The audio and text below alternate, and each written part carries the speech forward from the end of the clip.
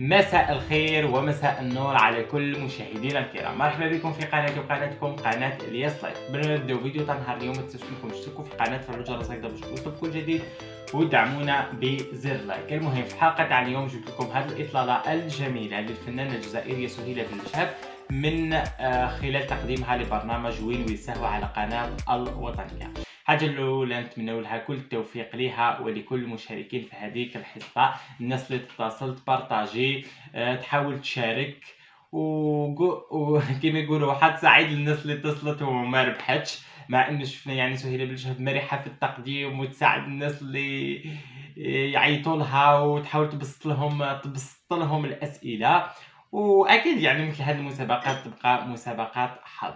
المهم كما راكم تشوفوا جيت باش نحكي لكم على هذه الإطلالة الرائعة بالقفطان الجزائري الأصيل. يعني كل حاجة هي كل الألبسة الجزائرية فخمة، من بينهم القفطان الجزائري. كما راكم تشوفوا هذا القفطان يعني فيه ألوان هكذا مختلفة ولكن طاغي عليها اللون الأزرق. قفطان ما شاء الله، يعني التصميم تاعو والاختيار الألوان جميل جدا، يعني عجبني بزاف. والشيء الاجمل انه سهيله هي اللي لبسته، وإحنا عارفين يعني اي حاجه سهيله تكون فيها هذيك الحاجه راح تكون حلوه وجميله ورائعه. وبالنسبه للالبسه، الحاجه اللي تلبسها سهيله هي اللي تحلي ذلك اللباس وليس العكس.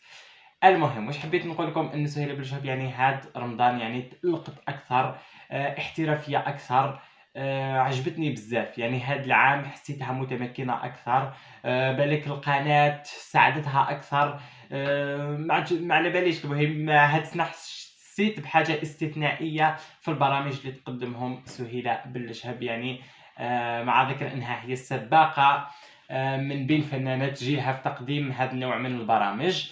الان نرجعوا للاطلاله. يعني القفطان ما عندنا ما نقولوا فيه، بما انه لبسته سهيله اكيد راح يجي رائع. يعني تحياتنا للمصمم ولا المصممه اللي صممت ذلك التحفه الرائعه، فالقفطان الجزائري لا يعلى عليه. حاجه الثانيه يعني تسريحه الشعر، خيرت هاد تسريحه الشعر رائعه. يعني مثل هاد التسريحات لاحظت بزاف انه سهيله كل ما تدير اطلاله بنفس هاد التسريحه تكون اروع واجمل من لما يكون شعرها مسرح. يعني بالنسبه لي هذه الاطلالات هي اللي يعجبوني افضل. واكيد كما يقولوا الموسيقى والالوان واللبس ومثل هذه الاشياء لا نقاش فيها، يعني ما نقدروش نناقشوا بعضنا، كل واحد يذوق كل واحد واش يعجبه. وسهيله اي حاجه ديرها تكون شابه. ولكن انا نحب يعني هذه الاطلاله عجبتني بزاف، دخلت لقلبي وكانت ما شاء الله. بلا ما نساو يعني هذاك الميك اب الترابي الخفيف تاني خرج عليها ما شاء الله.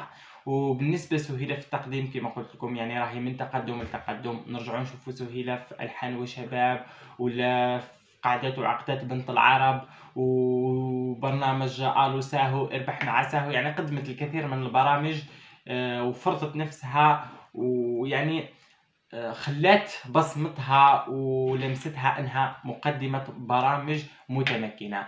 يعني نشوفوا بدايتها في التقديم والان وين وصلت. اكيد سهيلة يعني غيرت من نفسها واجتهدت، وديما الانسان اللي يجتهد ينال، وراه يعني نالت جمهورها اللي يحبها من خلال يعني الناس اللي تتصل فيها، التعليقات على الفيسبوك، يعني برنامج بسم الله ما شاء الله. بالاضافة يعني الى اطلالتها، انا بزاف نحب اطلالتها التقليديه. يعني لما تدير اطلاله باللباس عصري اكيد تكون شابه فيه وتكون هذيك الاطلاله جميله، ولكن انا نميل للاطلالات التقليديه اكثر.